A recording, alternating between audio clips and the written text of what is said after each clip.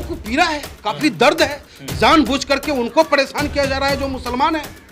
ठीक है कि एक रमन झा जी आ गए रास्ते में, तो जब बाढ़ आती है तो भैया मकान नहीं पहचाना जाता। मैंने कहा ना कि आग लगेगी तो जद में अकेला मकान मेरा ही नहीं है, तो वो आए।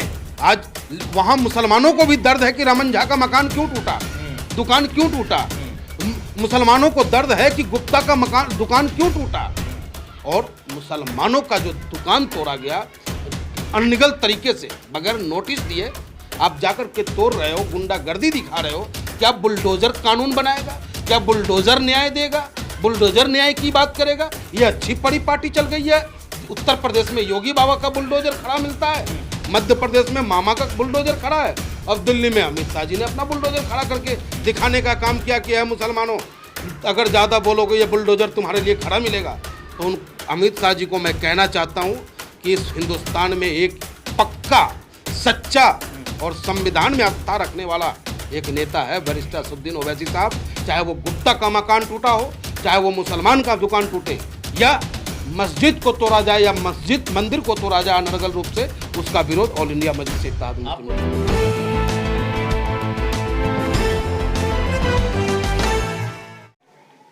नमस्कार, मैं तेजिंदर और आप देख रहे हैं नेशन टाइम। दिल्ली में कल से बिल्डोजर ने अपना रंग दिखाना शुरू कर दिया है। जहांगीरपुर मामले में कल सुप्रीम कोर्ट की रोक के बावजूद भी बिल्डोजर चला और तमाम जो अतिक्रमण बताकर तमाम दुकानें और घरों को तोड़ा गया। यहाँ तक कि एक मस्जिद की दीवार ये भी तोड़ी गई, ऐसा आरोप है। इसी को लेकर कल शाम तमाम नेता वहाँ पहुँचे और शाम को असदुद्दीन ओवैसी भी वहाँ पर पहुँचे। एएम चीफ हैं और उनके साथ साथ मनमोहन गामा भी वहीं पर मौजूद थे। हालांकि उनको आगे नहीं जाने दिया गया, रोक दिया गया। पूरे मामले को हम जानने उनके पास पहुंचे हैं। और क्या मनमोहन जी, कल आप वहां कहां पहुंच पाए, क्या बातचीत हुई, कुछ बताएंगे? दरअसल हमारे नेता तो वहां तक पहुंच गए, लेकिन गाड़ियों को रास्ते में रोकने का काम इन्होंने किया। हम लोग काफ़ी पीछे रह गए और इससे साफ पता चलता है कि प्रशासन वही काम कर रहा है जो योगी जी, जो मोदी जी और अमित शाह कह रहे हैं। और मेरा ये मानना है कि ये देश संविधान से चलेगा। ये बुलडोजर किसी मस्जिद और मंदिर की बात नहीं है। ये बुलडोजर जो चल रहा है संविधान पे चल रहा है। आप कुछ मीम भी बनाकर आप तानाशाही नहीं कर सकते हो ना। ठीक है, अगर अतिक्रमण है तो उसके लिए नियम है, एमसीडी उसे नोटिस देगा। कहीं कोई नोटिस नहीं। आपने देखा, हमें तो कल वो राहत इंदौरी साहब का वो शेर याद आ गया कि अरे भैया, इस शहर में मकान अकेले मेरा थोड़ा ही है, आग लगेगी तो जद में सभी लोग आएंगे। आज वहाँ हिंदू और मुसलमान सभी पीड़ित हैं इनकी तानाशाही से। वहाँ आपस में हिंदू और मुसलमान लड़ना नहीं चाह रहे हैं, ये लड़वाना चाह रहे हैं। क्या आवश्यकता थी दिल्ली पुलिस को, जब उसे परमिशन नहीं था, क्यों उसे रैली निकालने की इजाजत दी?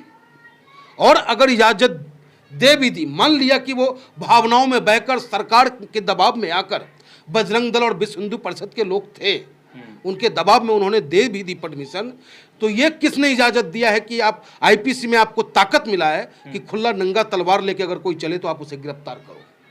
लेकिन खुली नंगी तलवारें लहराई गई, हॉकी डंडे लहराए गए, पिस्टलें हाथ में थी लोगों की। क्या पुलिस उसे गिरफ्तार नहीं कर सकती थी? अगर वो गिरफ्तार भी नहीं किया तो कम से कम उन हथियारों को जब्त कर लेता। मेरे भाई, ये माहौल तो नहीं बनता। और आप जाकर के हुटिंग करोगे किसी भी व्यक्ति को, अरे जो सामने मस्जिद है वो मस्जिद किसी पाकिस्तानी का है, किसी तालिबानी का है? वो मस्जिद हमारे हिंदुस्तान का है। और हिंदुस्तान में रहने वाले हिंदू, मुस्लिम, सिख, ईसाई सबको बराबर अपना अधिकार संविधान ने दिया है। वो अपने मजहब को अपने तरीके से इबादत कर सकता है।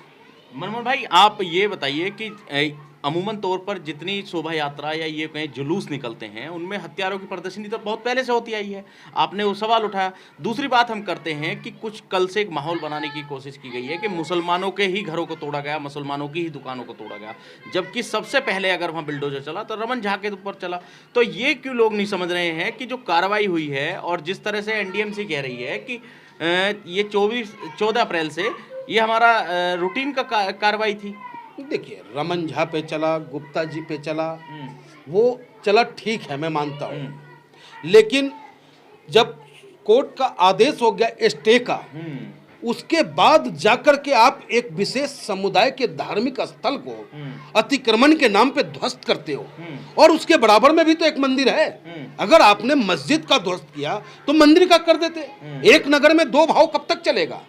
ये देश संविधान से चलेगा। आप सामने वालों को महसूस कराना चाह रहे हो ना कि भाई ये सरकार तुम्हारी नहीं है, भाई ये सरकार तुम्हारे खिलाफ चलेगा।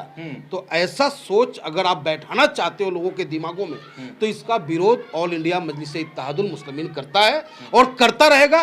क्योंकि ऑल इंडिया मजलिस-ए-इत्तेहादुल मुस्लिमीन सरकार बनाने के लिए संघर्ष नहीं कर रहा है, आम लोगों को ताकत देने के लिए संघर्ष कर रहा है। जो संविधान में अधिकार मिला है वो दिलाने की संघर्ष कर रहा है और न्याय की बात कर रहा है। आज हिंद के चादर 9वें गुरु तेग बहादुर जी का प्रकाशोत्सव भी है। मैं उनको नमन करते हुए मैं ये कहना चाहता हूं आपके माध्यम से कि धर्म, मातृभूमि और समाज के लिए कुर्बानी कैसे दी जाती है वो उनसे सीखना होगा। और आप गुरु तेग बहादुर जी ने भी कहा है सर्वधर्म समभाव। आखिर उनकी लड़ाई क्या थी औरंगजेबों से? अच्छा, कल ओवैसी जी वहां पहुंचे, लोगों से बात हुई, क्या बताया लोगों ने कि किस तरह का? लोगों को पीड़ा है, काफी दर्द है। जानबूझ करके उनको परेशान किया जा रहा है जो मुसलमान है। ठीक है कि एक रमन झा जी आ गए रास्ते में, तो जब बाढ़ आती है तो भैया मकान नहीं पहचाना जाता। मैंने कहा ना कि आग लगेगी तो जद में अकेला मकान मेरा ही नहीं है, तो वो आए। आज वहां मुसलमानों को भी दर्द है कि रमन झा का मकान क्यों टूटा, दुकान क्यों टूटा। मुसलमानों को दर्द है कि गुप्ता का मकान दुकान क्यों टूटा। और मुसलमानों का जो दुकान तोड़ा गया अनलीगल तरीके से, बगैर नोटिस दिए आप जाकर के तोड़ रहे हो, गुंडागर्दी दिखा रहे हो। क्या बुलडोजर कानून बनाएगा? क्या बुलडोजर न्याय देगा? बुलडोजर न्याय की बात करेगा? ये अच्छी बड़ी पार्टी चल गई है।